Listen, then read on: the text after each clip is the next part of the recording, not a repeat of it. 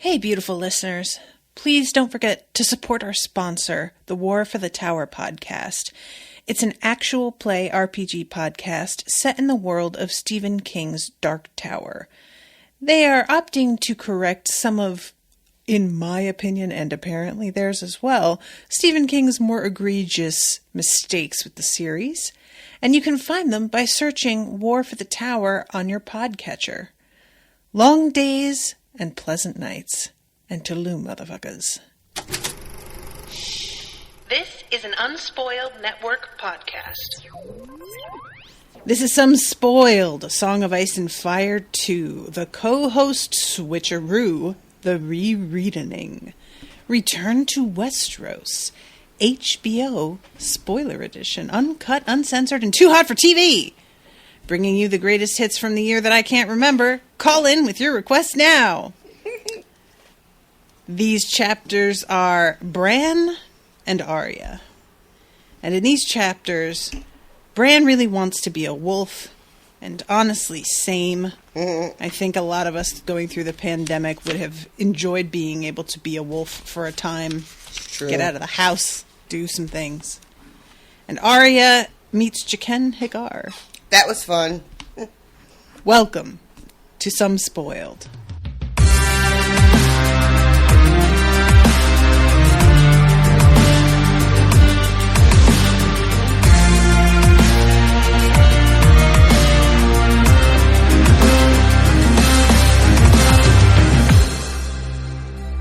Monsters are dangerous, and just now kings are dying like flies. I am the king!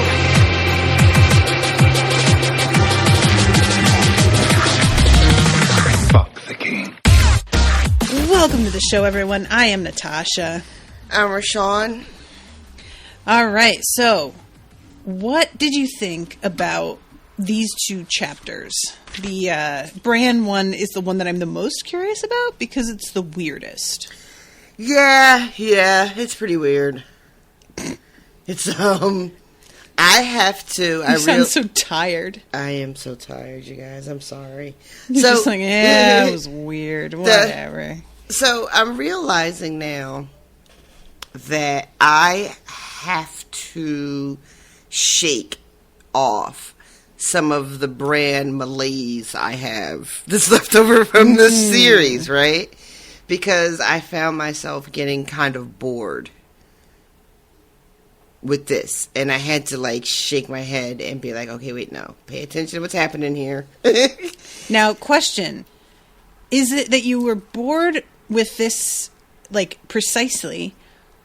Or are you bored because Bran's boring in the show and you just sort of tune out when you see his name now? I think it's a little bit of both, but primarily it's this association of just kind of finding Bran boring and not worth the time we spent with him because of what the show ended up doing, right? It was a lot of to do about nothing, and the energy that I put into following the storyline on the show felt like low-key a kind of a waste. Got you.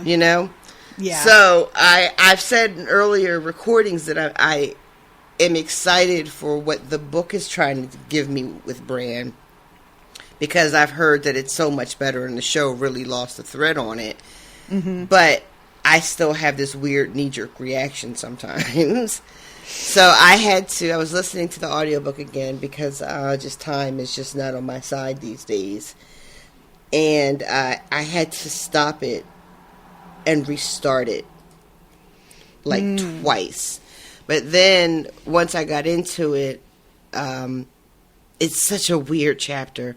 And there's a lot happening with Bran, especially with his dreams, that again, because of the show, I know eventually, I know on the show anyway, eventually some of this stuff really led into Bran being able to, I think on the show they called it warging. Yeah. Right? Yeah. And this is just the very beginning seeds of all of that. And And then the stuff with the dire wolves and the howling and wondering, like, you know, what's going on and are they missing the pack, and being reminded of just how symbolic the dire wolves are to the Stark kids. Mm-hmm. And then there's a really great bit. Is it fucking old Nan talking to this fucking comment, you guys? This thing is messing with everybody's heads. It is a portent of convoluted interpretations. And I think it's her at one point where she's just like, nah, it means dragons. And I'm like, well, goddamn. Oh, you're thinking, well, does she say, I'm thinking about Osha, I think, because Osha's the one that's like, it means blood and fire and nothing sweet. Okay, that was that in this one too? Mm-hmm. Yeah, there it is right there. That's Osha, but no. Okay, so you're talking about a different thing. I didn't remember what Nan said. I'm trying to, I'm like, you know, like trying to find it in the book now, because, again, I was listening, so I don't exactly know where it came up. But, so like, overall, there's this little bit too about the Walders that are. I had forgot, y'all. I forgot the Walders with the Winterfell. Fucking Walders, man. And it's what? It's so like creepy. It really is. Every time I reread it again, I'm just reminded of the George Foreman-esque repetition of the name. Oh my god. And then the game that they play this time, which is basically like, we're going to pretend we're guarding the twins, and we're going to try and fuck you. Because that's hereditarily what we have been taught to do. Oh my god. Oh, okay. I do like the fucking rule of the game is that you have to say mayhaps, which is a word I like, and I use it, like, you know, to be funny sometimes, especially with Steven. You know, I'm like, well, mayhaps I will. So that's when shit's getting serious. So I enjoyed that little bit too, but Bran is not here for these Walder children, even though he did, like, you know, and it's Prince too, and that's weird. Yeah, he doesn't like people calling him that. I wouldn't either. It's weird right now. You know, it's like, I don't know. I don't like it either. Oh my god, what is this? There's just so much, like, there's all this talk about, like, why the wolves are so distressed. And also they're being locked up now because there was an incident with Shaggy Dog. Right. Which I feel like he was right to do it. Shaggy Dog is that being inside all of us. Shaggy Dog would have murdered everybody at your job by now, Rashawn. And this is probably why I heart this dog so much, because I feel like this particular direwolf knows that some people, you just need to fuck them up. Mm-hmm. Just like to check them, though, right? Like, just to remind them to act right. It's what's the word I want here? It's sort of a wish fulfillment, I think, in some ways. You know, just being like, oh yeah, here's this guy who hit me with a stick, and it was a game.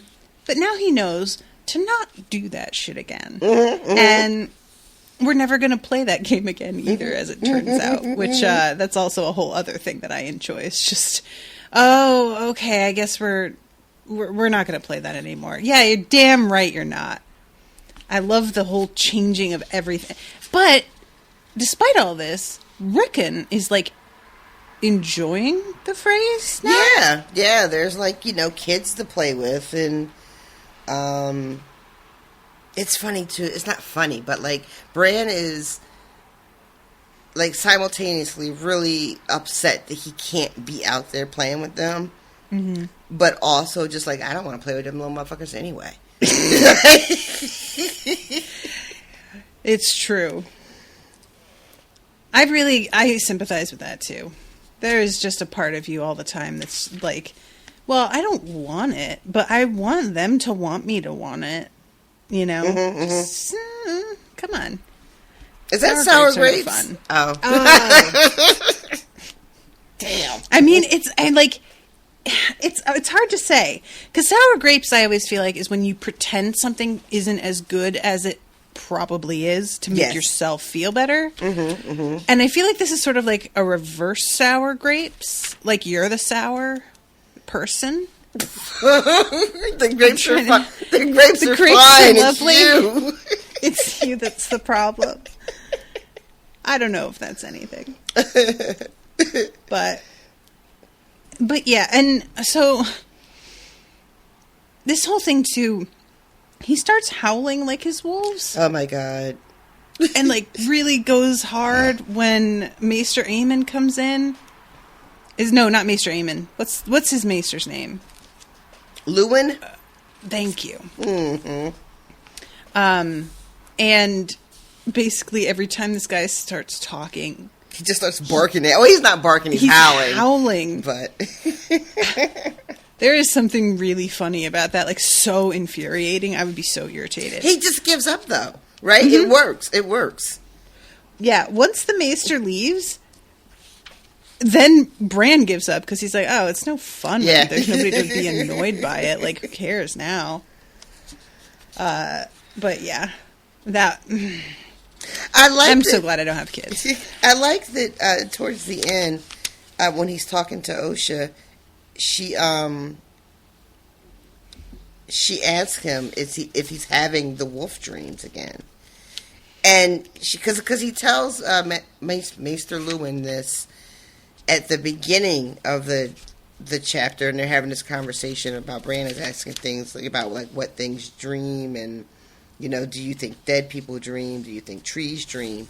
And it's all very I'm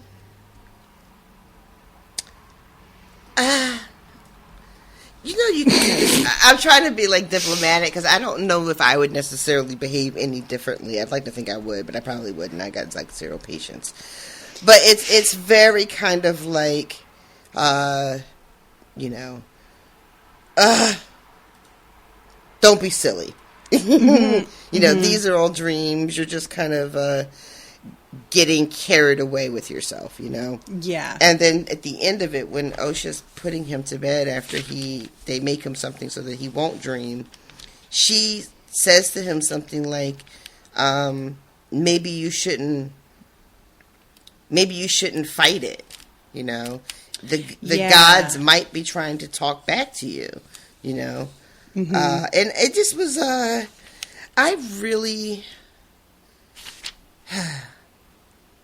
I really enjoy her.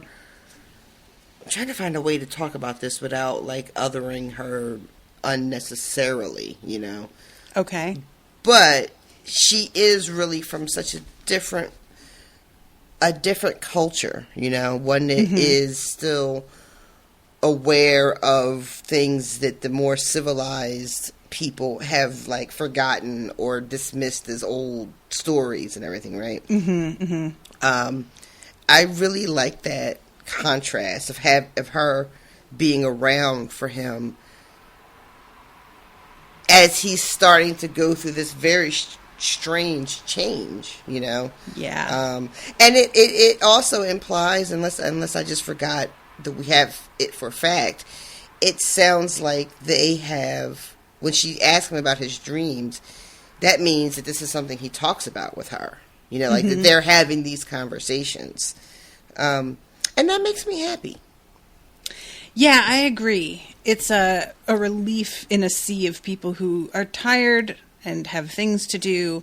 And this kid is, honestly, I think a major factor is they're very uncomfortable around him because of his being disabled now and them having weird ableist feelings about how it would be better if he died. Absolutely. Sort of thing, Absolutely.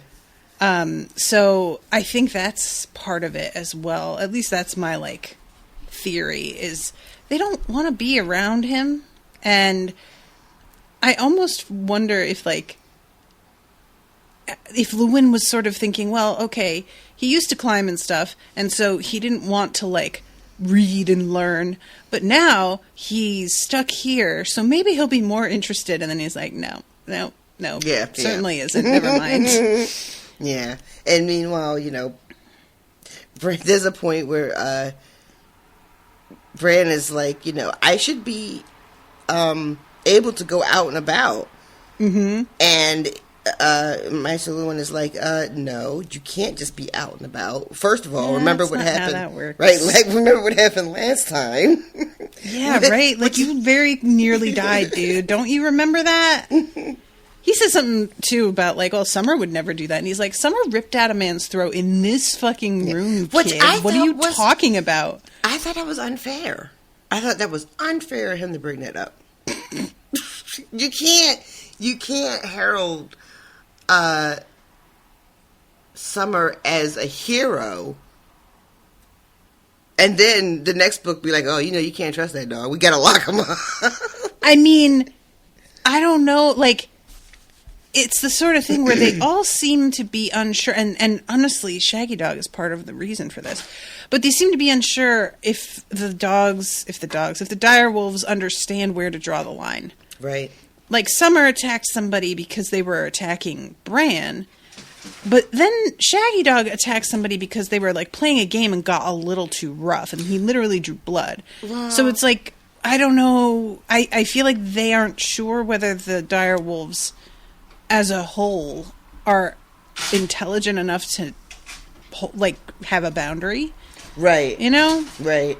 It's really unfortunate, too, because it's you know, it's so funny when you talk about, like, whether or not they're stable enough or can be trusted, you know, to know their boundaries or whatever. And when you think about the sort of correlation between them and the actual Stark children, and, you know, we see them sort of testing each of their own boundaries, you know, mm-hmm. and like which one will know, like, when is it okay to attack for defense and how to tell the difference. And like in the next chapter, we see Arya being, you know, the beginnings of her, like, her very badass self, but also taking some chances that might not necessarily have been wise to take. Right. You know? So, but anyway, oh my God. What is he talking about? Bran is like, I'd rather be a wolf. Like you said before. But then he's like, and these are the things I would do. I would live in the woods. I would find, you know, Arya and Sansa. I'd tear out the Kingslayer's throat with my teeth, by the by. Mm-hmm. And that's when he starts howling again. Can't be mad at him. I would love to rip some people's throats out with my teeth. I mean, it's really true. You know, there is something to be said for that vibe. Bringing that energy into 2021. So, and yeah, this is what I mean about, like, the weirdness, is him saying that he dreams that he's a wolf, and then we have the whole, like, the whole dream that feels very real. Mm-hmm, mm-hmm. And it feels like he's warging. And there's a weird sort of combo of, like, calm with it, and just, you know, being sort of at peace because you are what you are. Mm-hmm. But then there's this urgency to it at the end of the chapter, with him saying that he knew that the real world lay outside these walls and he had to get out there or die. Mm-hmm. And I think that's like one of the worst feelings I can imagine for somebody like Bran. He's first disabled, second of all 8 years old, and third of all highborn. Mm-hmm. So this urge to, like, get out into the world and actually go experience, I mean, there's no person that's less likely to be allowed to do that. So I just kind of feel for him here. You know what I mean? Just, what a shitty position to be stuck in. It's knowing what we know, or at least knowing part of what we know from the show anyway, Mm-hmm. we know that he will very soon be beyond those walls on this, like, search that he has as he's dreaming, right? Like, he's, in the dream, he's, like, searching for the rest of his family. He says he could smell his brother, and, you know, looking for his pack, but never finding them. Right. And it's just, it's so on the nose. It really is. It is a little bit. You're not wrong. Mm-hmm. Oh, and it was Onan. She just yells out dragons when they're talking about the comment. and she says she couldn't see it because she was blind, but she could smell it. And she says, "It be dragons, boy." Arr. And then She sounds like a pirate to me right there. And then Bran mentions that, like, she does not call him prince or anything. He's still just boy.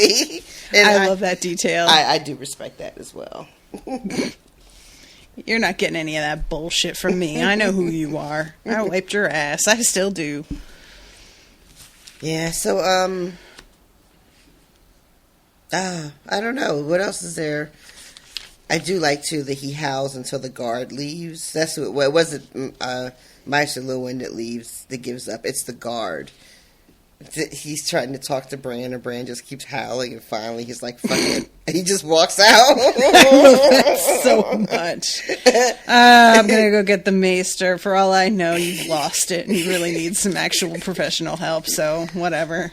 Yeah. So yeah, that's like the Bran chapter. It's weird, honestly, just how long the chapter is for how little really happens in it. It's much more atmosphere heavy than it is, you know, plot heavy. Yeah. And like you said, there's a lot of symbolism and whatnot, but it's not really so... Yeah, not much happens. Like, all of it takes place pretty much in this one evening with him,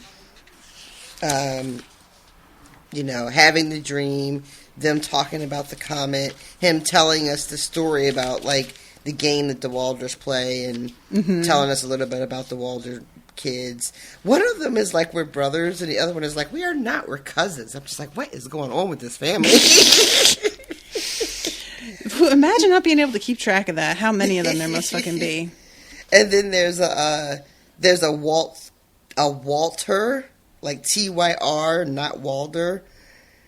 Oh, right. And they're just like, yeah, he doesn't count. He doesn't even count. He's after us, so he doesn't matter. His name's wrong. He's too young. Oh, and there's also like a Walder the Bastard. Oh, right. Red Walder and Black Walder. The two that are there, one is Big Walder and one is Little Walder, but it's like the opposite. You know, which is, you know, I don't know if other people, I know black people do this. I think everybody does it, but if you meet a man and his name is Tiny, that motherfucker is going to be huge, right? Like, this is just known. And so I appreciated that they got a little bit of that action happen. Apparently, it's mostly because of who was born first. So Big Walter was older than Little Walter. But Little Walder is bigger in size. Those wacky phrase. Wacky. Yeah, that's definitely the word. Motherfuckers. So then we go into Arya's chapter. And I had totally forgotten how this goes. Excuse me, I'm like hiccuping for some reason. I haven't even drank anything in like half an hour. Why our bodies? But I had forgotten that basically there's like a scare where it seems like they're here for Arya and instead they are here for Gendry. Yeah, she's convinced. She is. And why wouldn't you be? You know, like... Yeah. They say they're looking for a boy, but they, like, spot that she's a girl fucking immediately. Yeah, and no one says anything about that in this chapter. I guess it comes up later. But she just yells at, I'm not a girl, I'm a boy. And meanwhile, I'm like, is the rest of the camp, like, Are they going to say anything y'all about that? Y'all heard him say that, right? I wonder if they think that he was just trying to be insulting? Maybe. You know, like he was just saying that, like, okay, little girl, you know, the way that misogynists do. Yeah, I hadn't thought of that, but yeah, maybe. It would kind of work in her favor there. Because you would think that, like, when he calls her little girl, you would be followed with, like, what's a girl doing with these boys going to the night watch? But there's, like, there's none of that. Yeah. So, yeah, maybe you're right. Maybe it was just to be, like, gross and dismissive. But before we get there, I'm getting ahead of myself here. We have the sort of scene setting regarding what the countryside looks like. Mm-hmm. And it's real bad. It's, people are fleeing and really laughing flat out eventually at the fact that they are heading north, which is the exact opposite of where the fuck you want to be. Right. It's so funny because I had gotten so used to the idea of heading north being the wrong direction because of, like, the others and the whites and all that jazz. Mm-hmm. This is much more about the damage that is happening in the war that is raging north, exactly. You know. And the road is just filled with travelers all trying to get to the city, which when you think about, like, what we know of King's Landing and the conditions of it right now and the fact that they're going to have to pay when they get there, like, you kind of want to tell them, find a plan B. Yep. Like, there's got to be another road. The King's Road can't be the only road, right? There's got to be something else you can do. But they're like, these people are carrying their entire lives, it looks like, on their back. You know, some of them have children who got their little bits that they could carry, their little sad horses and shit. And so insulting. How dare you? And as they go further and further up the road, they start to see graves. Yeah. And then it's just like, oh, okay, this is kind of serious. This is, it starts off with just the one. Mm-hmm. And then it begins to be more frequent, and eventually there's a point every day. Mm-hmm.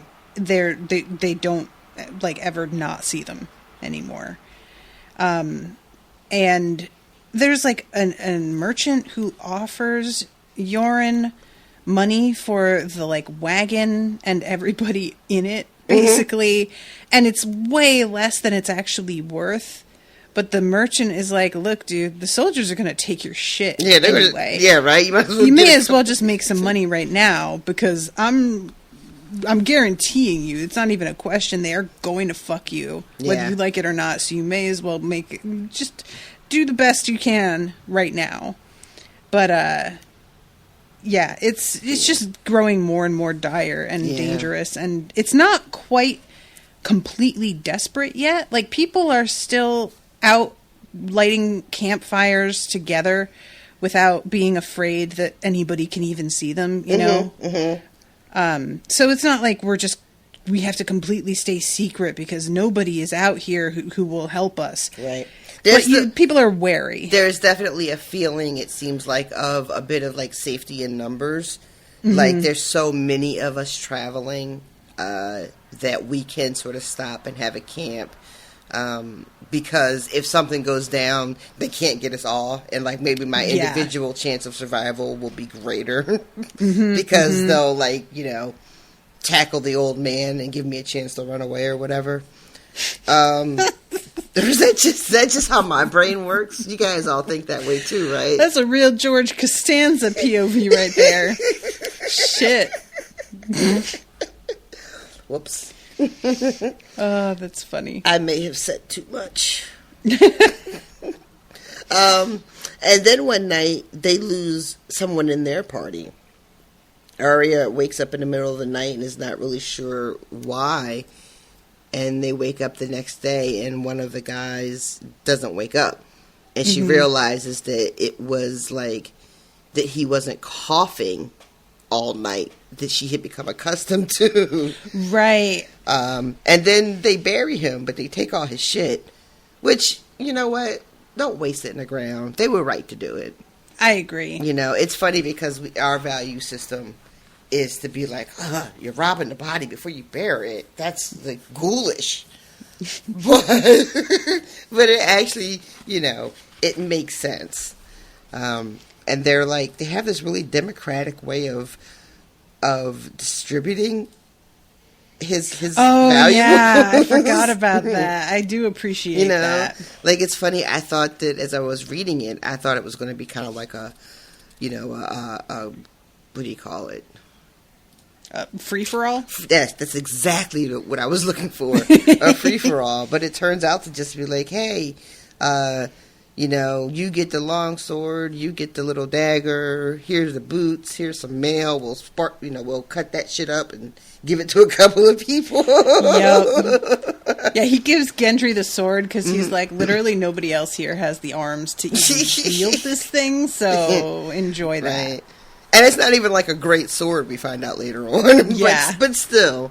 It's something. It's something. When he didn't have nothing, so it's a step up.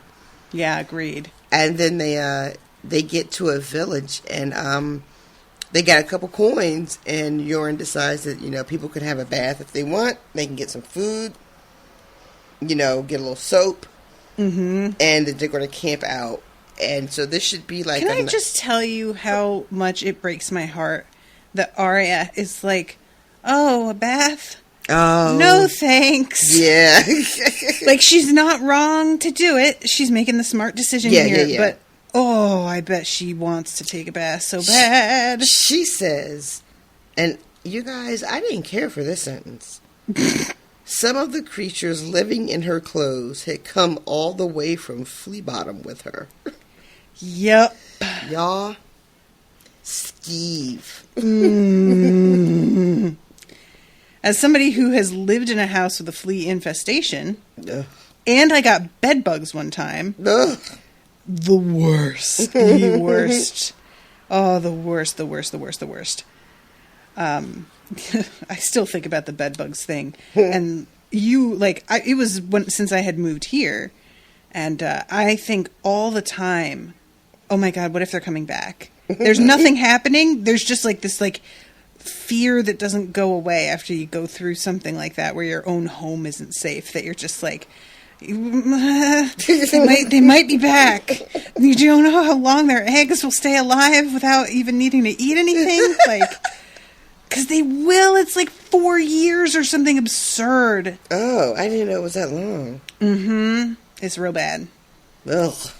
Bed bugs are, like, in my opinion, proof that there is a devil. Like, they're just them and fucking fire ants, man. Really? Like, why? Why do we have... Why? Why? Mm-hmm. Good question. Why do we have those? It's nonsense. This whole construct is nonsense. So anyway, like I said, I just really was distracted by it. I wanted her to be able to take a bath, and she couldn't, and it's tragic. Because a bitch needs to take a break every here and there, you know? Like, I think at least in the show there was a time or two where we saw her, like, washing up in a river or something. Yeah, maybe she could just go, like, for a swim, but in her clothes. But this whole thing here is just, like, it doesn't seem like she's had a speck of water on her body since she set out on this adventure. Yeah. And I hate it for her. I really do. She calls herself sour and stinky. Like, ugh. You guys, it is no good. No good. Sour. So they get some, she gets a little beer. She has a memory of her father letting her take a sip once or twice, and how Sansa didn't like it. And then they start hearing chatter in the inn. You know, because that's what happens when you're in the inn. People start talking about the news of the day. Mm-hmm. And who is it that says it? I think it's the innkeeper. Somebody is like, "You'll be back," It's the innkeeper. Oh, that's right. 'Cause they're like, yeah, we're going north. And he's like, okay. He said there is no going north, and tells them about like how bad everything is. And Euron is just like, that doesn't have anything to do with us. We are brothers of the Watch. We don't take part. And he says Tully or Lannister makes no matter. And Arya is thinking to herself, well, that's family. Yeah.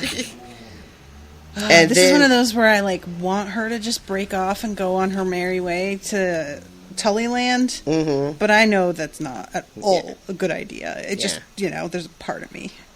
And then this is when she hears about Robb, because they start talking about first talking about the Mountains of the Moon, which I love that these guys have a rep now that's just like spanning the countryside. They are fearsome. And it says that the Starks are in it too, and the young lords come down, the Dead Hand's son, and she's like, oh shit. And they start. They say that the wolf gossip. Mm-hmm. It's thick. I saw him riding about on a wolf. The size of a horse. My friend saw it with his own eyes. Mm-hmm. I saw a wolf that's leading a pack of hundreds, and it came right into a town and took a baby, and it ate the baby in front of everybody. First of all, that sounds like a Ralph Wiggum story. Oh my God. That's hilarious. And then he ate the baby. Have we done a casting Simpsons characters as Game of Thrones characters yet? I don't think we have. I feel like that's something that we should do. I have to put some thought into it, though. I don't want to do it off the top of my head. Everybody, if you're in the Unspoiled patron group, go wild in the comments and let us know what you think. Oh my God. But I'm sorry now, I'm just thinking of Simpsons characters as fucking Game of Thrones characters. So they're talking about this wild she-wolf that's leading this pack of, wolves that are terrorizing. And Arya starts to think maybe it could be Nymeria. Which I feel like the show at the very end did a thing where it was like, yeah, that's what was happening. But I don't remember, to be honest, but I wouldn't be surprised by that. I feel like at some point, towards the end, Arya sees Nymeria again. She's fucking huge. And it's like, I don't know if she was necessarily with a pack or not. I might just be throwing that shit in there. But definitely like wild, Mm-hmm. And there's just like a moment of like, on the show, like, is she going to recognize her? Like, are they going to have a moment? And it's very brief, and then she turns around and runs back out into the woods. But Arya thinking about her, and how she lost her, and then they start talking about how terrible this particular she-wolf is. Mm-hmm. Some man calls her a hell bitch. That's when, and that's when she ate the baby. And Arya just cannot take one more second of the slander. That's true. I am here for hell bitch, first of all. Let it be known. But, yeah, I'm just... Arya has been so smart thus far, and she is so young, that I have to really remember that we're asking a lot of Arya. Right. Because she just decides to like, get up and start a fight over this. And not even start a fight, but, like, in this atmosphere, yeah, you're starting a fight. Yeah, she's also drawing attention to herself, which is the opposite of what she should be doing, right? And just over what? What are you trying to do? What do you think you're going to accomplish? It's the last chapter we had Sansa having these moments of just sort of, like, blurting out shit. Because whatever, it just kind of crossed some line that they have internally that is just like, this is too far. Yeah. There's a bunch of terrible stuff happening constantly all around us, but this thing you just said, sir, is too far. Mm-hmm. And that's what happens to Arya here, where she's just like, I've put up with a lot of shit these last couple of weeks, but what I will not stand for. And then they're just like, oh, what do you know about it? Be quiet. And she's like, no, they wouldn't do that. And she doesn't really stop until I think Jorn picks her up. Yeah, he has to come and take her out. Mm-hmm. Yeah. What are you talking about, boy? And calls him, basically is like, oh, he's just drunk. There is a bit, too, where she's thinking about how Sansa doesn't like beer. She thinks wine is way better. And Arya's just like, beer's fine. I like beer. What's the big deal? And it's just a little bit more of the like, she's a down-to-earth girl. She likes beer, not wine. Like some fancy, highfalutin intellectual in their ivory tower. Boy, I was reading a lot into that. There's just a little bit of that. I don't know. Maybe I am reading into it. I wonder if it's more, well, it's not that it's more than the point that you just made, but kind of like, not just that Arya is like necessarily down to earth, but that she is much more masculine than she should be. That she likes boy things, and this is just another example of her. Well, I think that down to earth and boy are just synonyms. Fair enough. Boy things. Fair you know enough. What I mean? Yeah. Okay, I see that. But that just might be... I wear sneakers. I don't wear high heels. I'm down to earth. Exactly. You're literally down to the earth because you're not up there on some high heels. Looking down at everybody from your ivory heel tower. Well, I wear flats because a bitch is old and has bad knees. So there. I have been looking at cute shoes the past few days for summer, little sandals, and I just can't be asked. The shoes, they're sexy as fuck if you can walk in them, or else it's just idiotic. It's the kind of thing like, shit looks sexy if you can also look like you're wearing it effortlessly. Mm-hmm. It's comfortable, you know? If it's a struggle, if you're struggling, it's not sexy at all. But everybody is hyper aware of it. But you know what's funny about that, too? Like, we all agree to that. You know, if it looks like you're struggling, then it's not sexy. But that's also because we like to think that shit like that is effortless. Right? And that if we are aware that a woman is putting any effort into anything, suddenly we have a judgment about it. Because now she's trying too hard. Right. I need you to be perfect and sexy and beautiful without any effort because you're not trying hard at all. It just occurs like that. Completely. That's just your natural state of being. What? Being a woman is very tiring, y'all.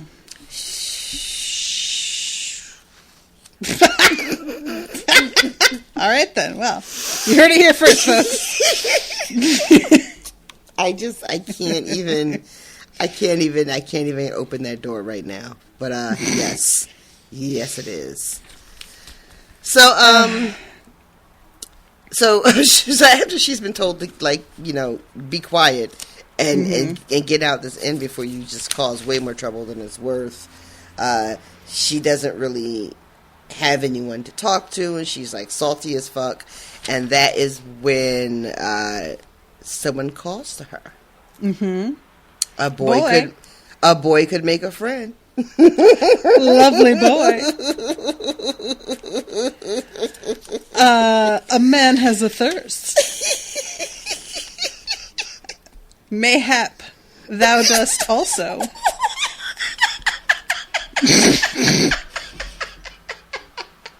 I'm just remembering Jackennagar being very hot. Sorry, everybody. This is such a strange interaction. I forgot the fucking lovely boy call. But okay. And when he said a boy can make a friend, and she's like, I have friends. And somebody's like, I don't see no friend. Where? Where though? Like, just because you are murderous criminals locked up in a wagon, you don't have to be rude.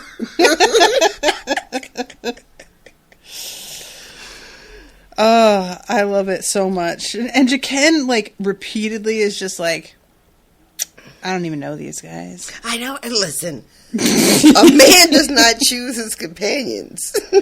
I cannot be held responsible for these uncouth motherfuckers that I'm riding with. So, oh my God. So 2 of the guys in the wagon, there's one that, like, doesn't have a nose, and one that likes to bite people. Correct. Right, those are the 2. Rorge and Biter. That name, Rorge. Rorge? That is, like, really upsetting. And I don't know why. It just doesn't feel good when you say it. It doesn't feel good when you hear it. Agreed. It's a 10-10 good job, George Martin, for picking it up, because, you know, it just really feels right. Yeah, it's like a combo between roar and gorge. Like, my gorge is rising. Is how I think of it. I think of it as roid rage. That's what it means when I saw it. That's pretty good, actually. I like that. But yeah, I agree. And I love Biter. It's just like, we don't know his name, but I called him Biter because he bites a lot and he seemed to like it. So that's what we're going with. That fucking monorail episode of The Simpsons, and Homer's like, I call this one Bitey. Oh my God, do you think that that's what fucking George R.R. Martin is referring to? Oh, no. That would be really funny, though. Had that episode come out by then? Because it may well have been. I don't know. I can't George R. R. remember Martin was like, I don't know what to name this character. And then he sees, I call this one Bitey. And he's like, you know what? I do. Thank you. That is exactly what I call him now. So they want some more beer, I think, is what is really happening here. Mm-hmm. She gets out her little play sword. Oh my God. And Roar's just like, oh yeah, why don't you come over here with that shit so that I can fuck you up the ass with it repeatedly. Rorge. Yeah, that's a bit much. 0 to 11. Don't need to do this, buddy. I love that he explains how Biter got his name without anyone asking how he got the name. Mm-hmm. He's just like, you know, you gotta have a name. It's almost like he's trying to be like, it's not like I'm sitting here trying to make conversation with these guys, okay? I don't really even know his name. I just decided on this thing. That's how little I know them. We're not buds. Trying to emphasize that here. It's like he can't talk, he can't write. His teeth are pretty sharp though, so I call him Biter. And he smiled when I do it, so so then they start getting really like aggressive. Mm-hmm. And you mentioned the terribleness about where he'll stick the sword and whatnot. Mm-hmm. And Arya decides that this is a moment to not run away. Right. She's going to test out her bravery. She's going to test it out. To which Jaqen Hagar is like, Mitch, why'd you do it? I feel like you don't have a lot of sense. He's tickled though, right? It's hard for me to say, but probably. That is probably the subtext from him.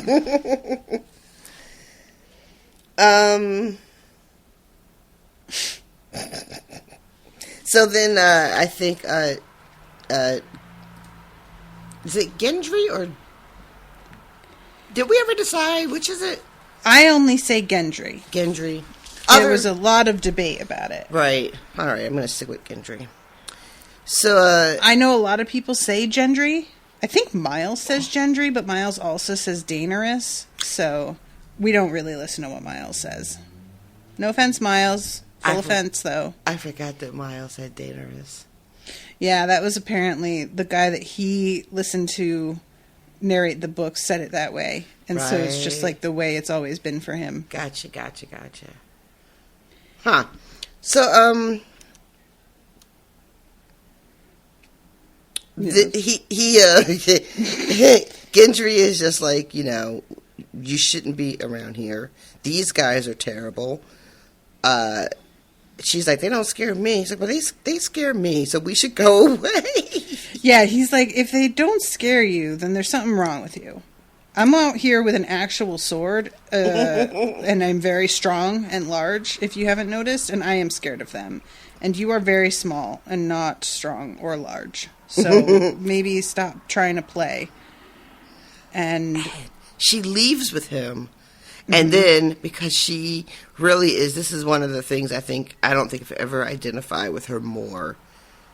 After they walk away, she turns to him and goes, "Want to fight?" Oh my God. Because he looks at her like, what? She's just like filled up with like rage and anger and wants to get it out. And she doesn't even mean like fight him to like hurt him, but she knows she wants to get some of this fucking shit out. And he's, "Oh, I would hurt you. I'm too big. You're too small. Blah, blah, blah, blah, blah, blah."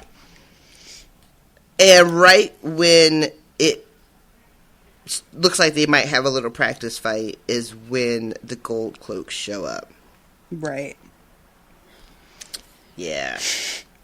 This is such a shame. I really would have enjoyed watching the two of them fight. I don't know what it would look like. I can't, like, make up my mind if he would put her on her back immediately, if she would really trip him up and be surprisingly quick and fuck with him. I don't remember if they ever do actually get to, like, spar a little bit. I just genuinely am wondering what it would be like. I think she might do a lot better than he expected because, one, she's had training and it doesn't seem like he's had an opportunity to have any, so she's got that going for her. She is quick, she is small.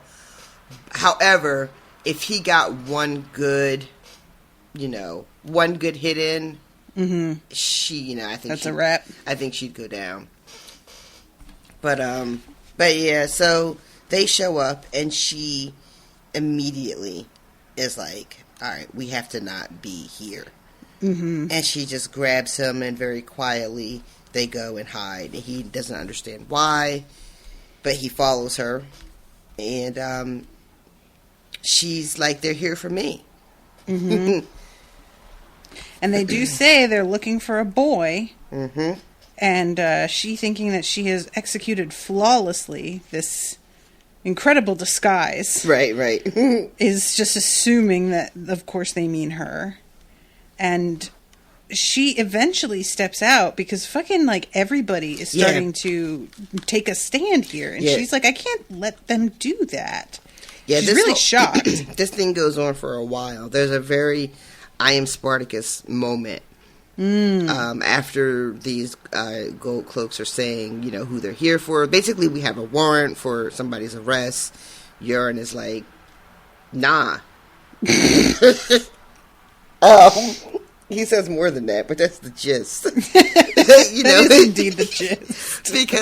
But he's right to feel that way because the rules are, or have been always that if you are going to take the black, whatever crimes you committed are behind you now. You don't get to come and snatch somebody up once they've said that they're going to go do this. And this thing that they have from the Queen is I want to say illegal, but that doesn't work in this world because whoever is in power, well, it doesn't work in any world. Whoever's in charge gets to decide what's legal and what's not legal. But and this goes back and forth, and then finally Euron is like, well, if you want to fight, I have like 30 people. And the gold cloaks are all like, oh, these are all raggedy fucking people that can't fight. Like, and then suddenly everybody starts standing up. Like, one guy grabs a pitchfork. One guy comes out of the fucking bath with no clothes on, and but he's got a dagger though. And he's like, "Oh, what, we fighting?" I'm ready. He's the "whose car are we taking" gif. He just fucking is ready. And yeah, Yoren's like, I mean, you could try. Go ahead. And then this guy notices Gendry. And he takes his eyes off Yoren. Mm-hmm. And before he knows it, Yoren is standing next to him with his knife pressed against the guy's throat. And he says something like, maybe I want to see if this apple is ripe. Because he's got it pressed against his Adam's apple. And I was like, that is so gross. Oh my God. But I really did enjoy it. Like, that was a good flex. I liked it.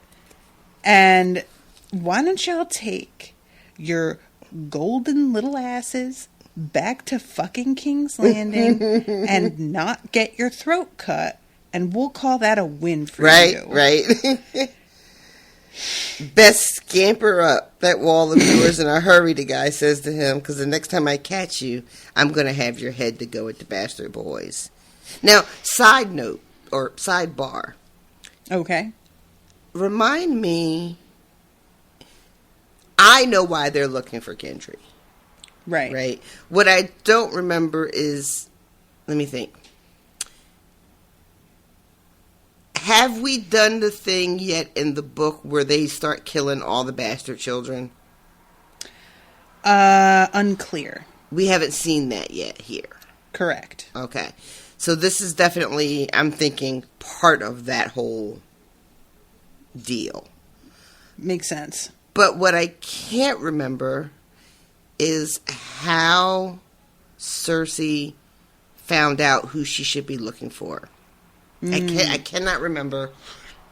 I know that Ned figured it out. I'm trying to think. Did he write that shit down somewhere? He fucking would. Did she found? I can't remember how they know they need to kill all the bastards. I know that it becomes a thing, but I just cannot remember. What pointed them in the direction of Gendry specifically. I cannot remember that.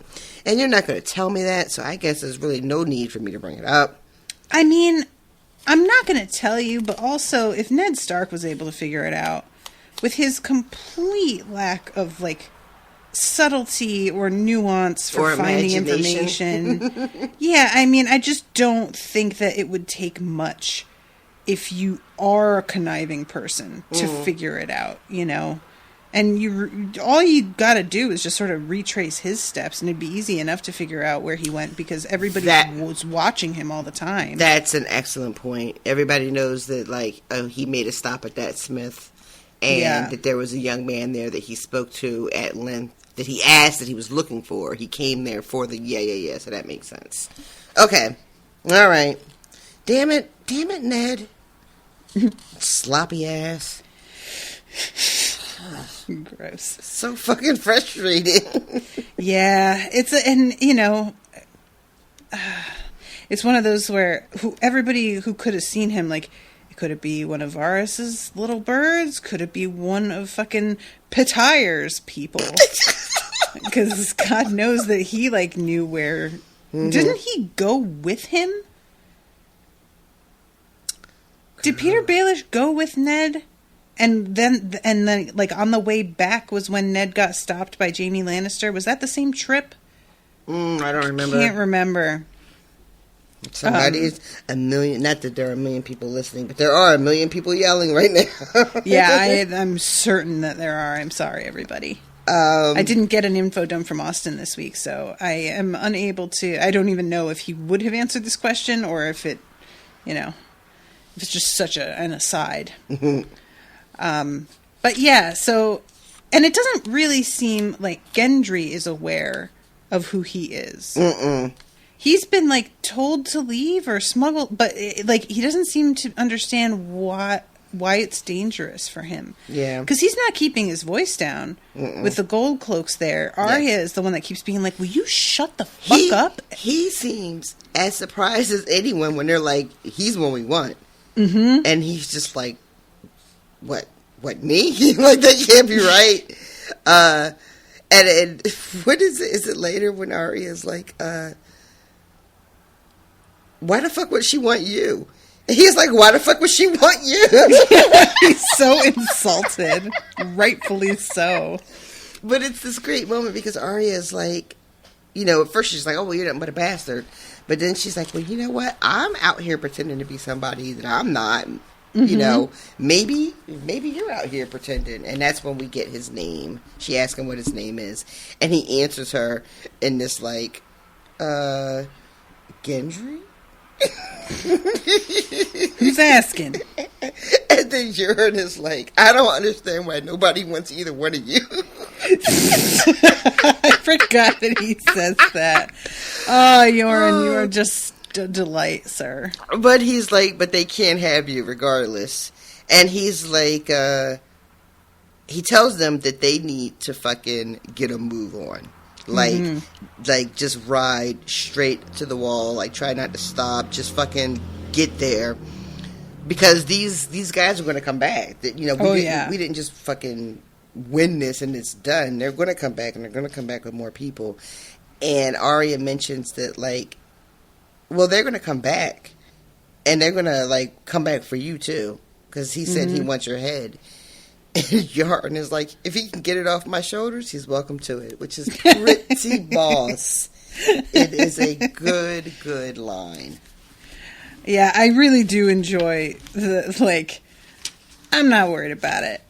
I'm not. I'm just, it's so I'm not worried about it that I'm barely even going to acknowledge that it's a possibility. Right? He's like, if he can get that shit, good on him. Go ahead. Enjoy. But I don't think he can do it, though. Like, that's the subtext there. I'm very curious, because, like, Euron certainly handled himself here. You know? Yeah. He got the jump on him, but that's half of it. True. I'm not, like, pretending that doesn't matter or count.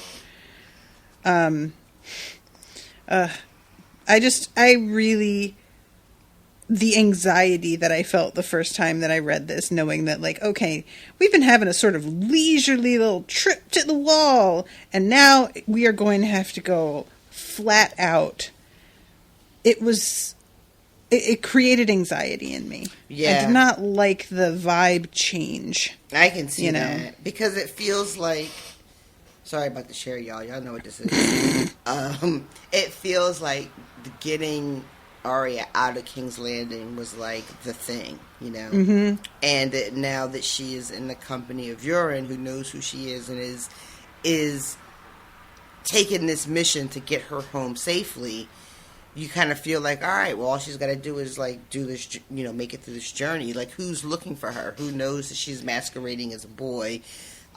We've heard a couple of times in other POVs that Cersei and whoever else, they don't know where she is, right? So it feels like she's safe, and then they show up, yeah. And all of a sudden it starts to be like, well, you know, maybe some things have changed since that last POV chapter, and it feels, especially because also as a reader, I don't think it would have occurred to me that they were there for Gendry.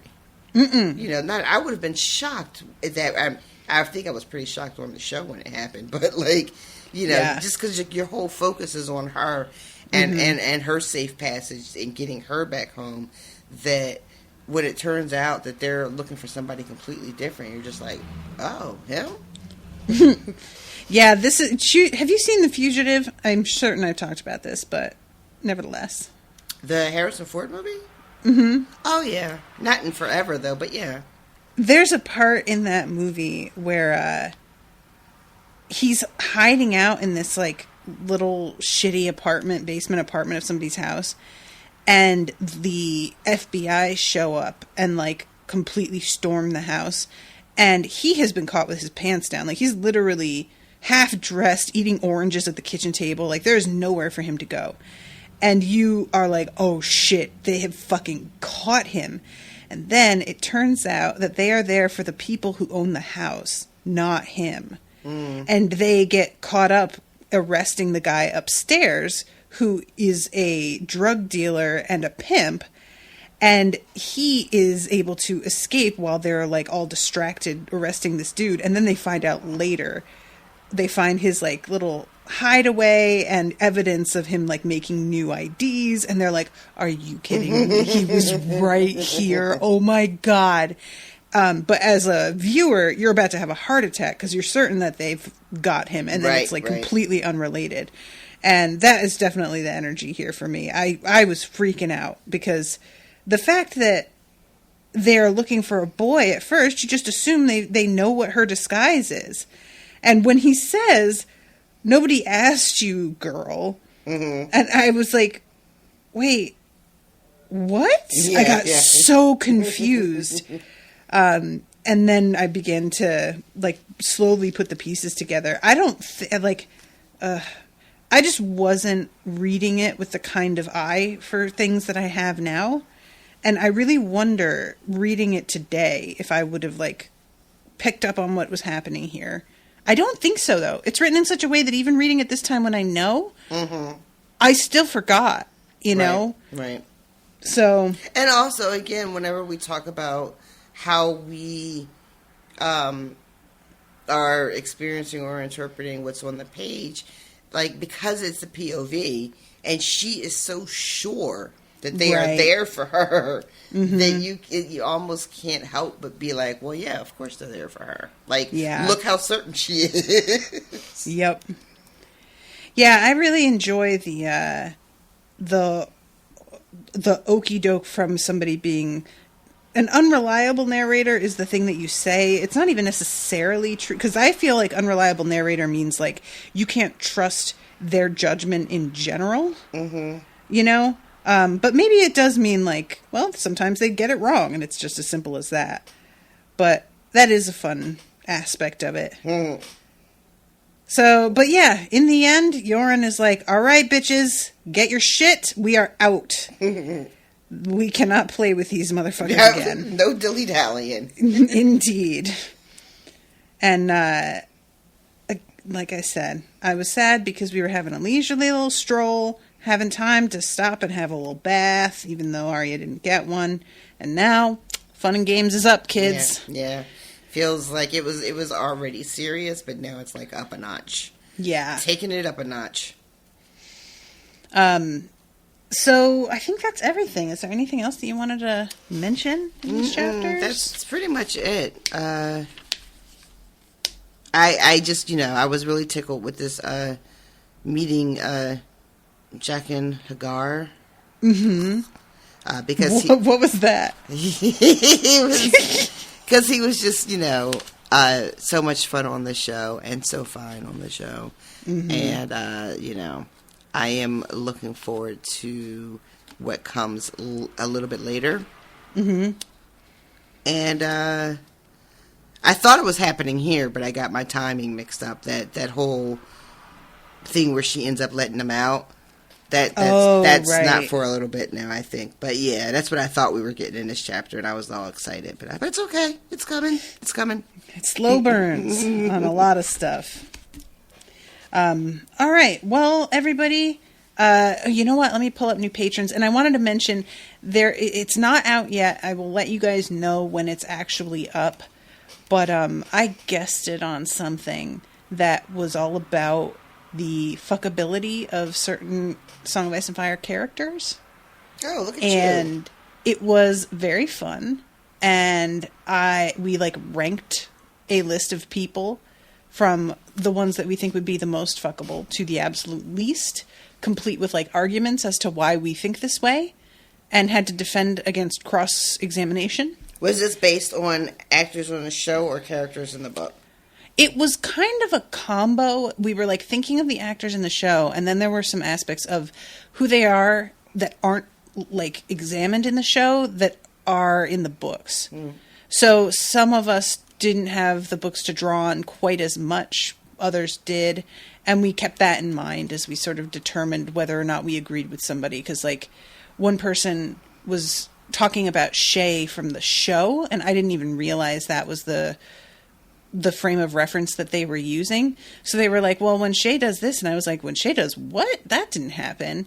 And then I realized, like, oh, my bad. I forgot. The Shay in the show is so different. She's given a lot more to do in a lot of ways. It's hard to say, but she's just got some different characteristics that it doesn't matter. You guys know what I mean. It's just I was in the wrong in terms of like the way I was thinking of it. So to answer your question in the most roundabout possible way, both. But anyway, I'll let you guys know when that drops. I'm not going to say any more about it because it's one of those things that there were a lot of people involved, and it's going to be a bear for that person to edit it. So it may be a while. But I wanted to whet your appetites. And new patron this week is Giselle Brown. Welcome, Giselle. Thank you so much for becoming a patron. Appreciate you. And everybody, if you want to become a patron yourself, you can go to patreon.com/unspoiled. I also wanted to mention that I have done some updating to the website, and it is a lot easier to get information on how to commission Spoil Me episodes, the way I determine what can get commissioned and what can't. And I am instituting some new charges for pre-bookings and things like that because a bitch has a lot on her plate and needs to make some more money for things that take a lot more effort.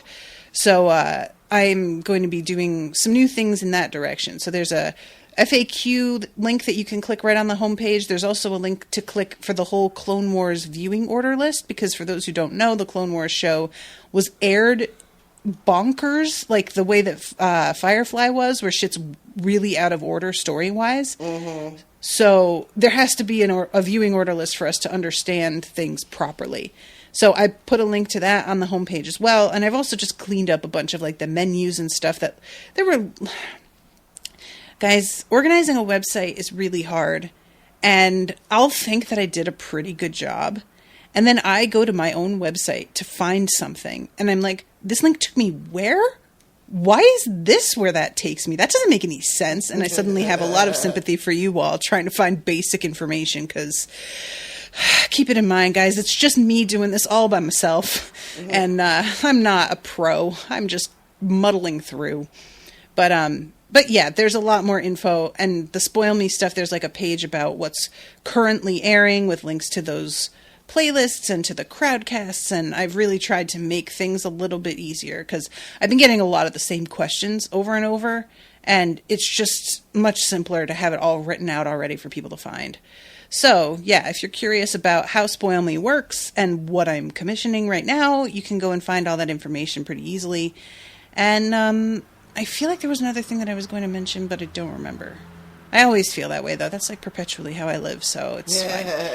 So, yeah, thank you guys again very much for listening. I hope that you all have been enjoying the coverage. Leave a review on iTunes. Help us drum out the ones that complain about me being too woke. And talk about how wonderful it is that we are so woke.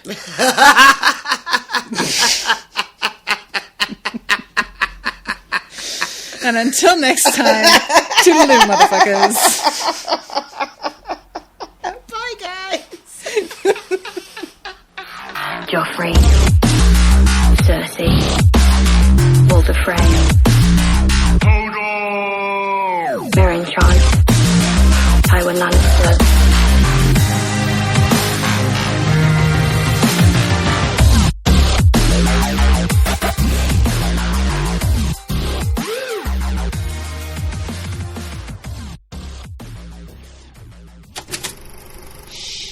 That was an Unspoiled Network podcast.